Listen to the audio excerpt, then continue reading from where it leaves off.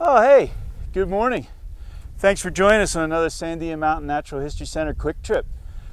This morning, we're going to go out and investigate a weird mystery here in the Sandias. There is a series of medallions that have been put into the trees that show the age of the trees. We're going to go try and find some and tell you how they figure that out. Let's go ahead and get started. So, all along the Faulty Trail, South Crest Trail, and several others in the Sandias are these medallions. And we don't know who puts them there.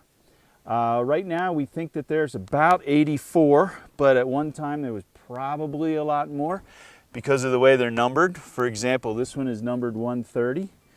I have a list of the 84 known ones, and I've programmed them into our GPS, and we're going to try and find them today.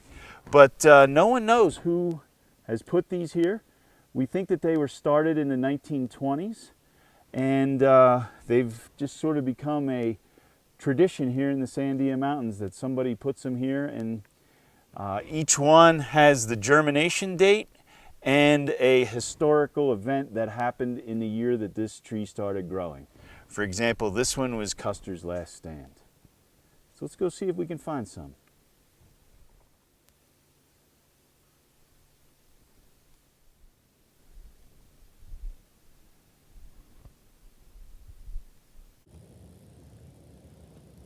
So most people are familiar with the idea that if you were to cut down a tree, you would find rings in that stump, and each ring signifies 1 year of growth. But these medallions were put into the trees without cutting them down. You may be wondering how they did that. Well, they used this tool. It's called an increment borer, and what we're going to be able to do is take a sample out of the tree without harming the tree. And it's a pretty simple process. Just gonna start it. Now, if we were doing this for more than just a video and for demonstration, we would measure the tree to try and hit the exact center of the tree, or the pith. But we're just doing this for demonstration, so we're not worried about all those precise measurements and making sure we're super accurate. We just want to see a core and see some of those rings. So once you hit the center of the tree, you're going to take what's called the spoon. You're going to slide it in there, back it off one full turn, and there is our sample. So let's see if we can see that a little bit better in the camera. And we'll put in a closer shot here in a minute. But each one of these lines is a ring. Count those lines up and you'll have the age of the tree. 76, 77, looks like 78. So this section of tree right here, which isn't even the whole age of the tree, is 78 years old. If we think back, that would have been in the middle of World War II. So this dendrochronology, or the study of tree rings, is pretty fascinating. So we're going to head to our next medallion, and looking at our GPS, it's about 3/10 of a mile away, heading south. So it's really convenient. We were able to just download off the internet this whole list of 84 known medallions, put them into our GPS, and head out into the woods and find them. There's a tree back in here, Big Pond Road.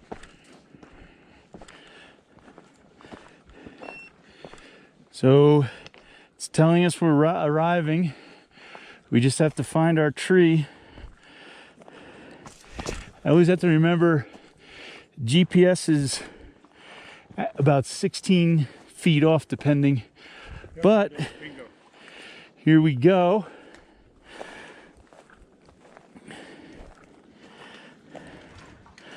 And there it is. So it says that this tree started growing in 1670, the same year that the Hudson Bay Company was founded. That is 351 years old. So if we back up for just a second, you see that this tree is not that large.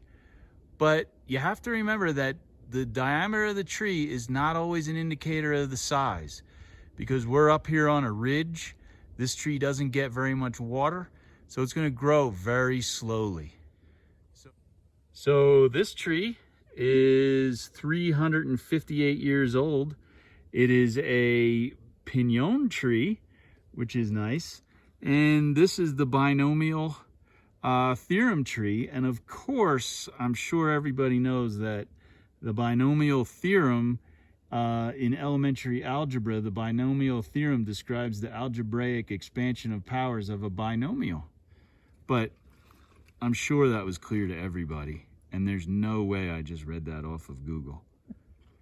All right, let's go find another one. Okay, this one was really hard to find, but we finally found it, and this one might be the most interesting one so far. This is called the Lorenzo Log Trough, and this one has, it's hard to see, but it has a germination date, so when it started growing, of 1630, and it has a death date of 1920. Because what this is, as we pan back, is an old water trough. And you can actually see the axe hew marks on there. And this area was probably had a good spring at one time. And people would probably bring their livestock up here. Or it might have been a water source for a settlement further down Lorenzo Canyon. But yeah, this is the Lorenzo Log Trough. This tree started growing in 1630 and died in 1920. This is an interesting one. This is the Marie Antoinette death tree. Marie Antoinette was the last queen of France before the French Revolution.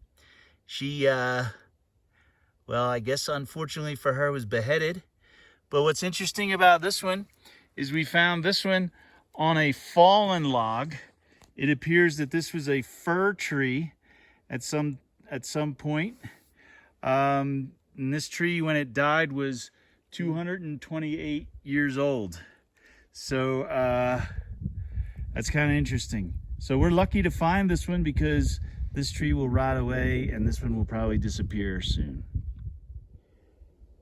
So here is an ancient pinon tree, New Mexico state tree. And this one is 343 years old. This one was germinated the same time that the polarization of light was discovered. And of course, you'll all remember from school that polarization is a property applying to transverse waves that specifies the geometrical orientation of the oscillations. In a transverse wave, the direction of the oscillation is perpendicular to the direction of the motion of the wave. So keep that in mind. That'll be on the test at the end of this video.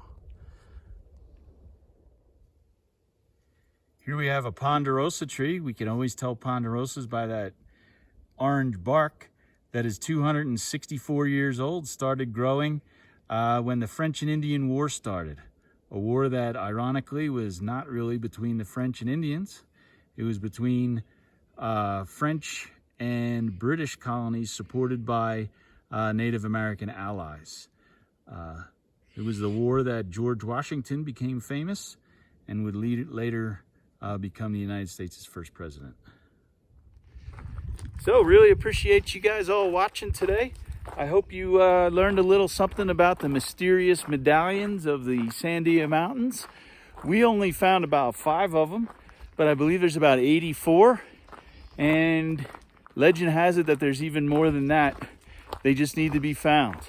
So it was a fun hike, teaching us some historical facts, some scientific facts, a little about algebra, a little bit about photon light something or other. Got to be honest, kind of forget what that one was, but it was a lot of fun. And as I say on most of these videos, just another good excuse to get out and explore nature. Thanks for joining us. We'll see you on the next one.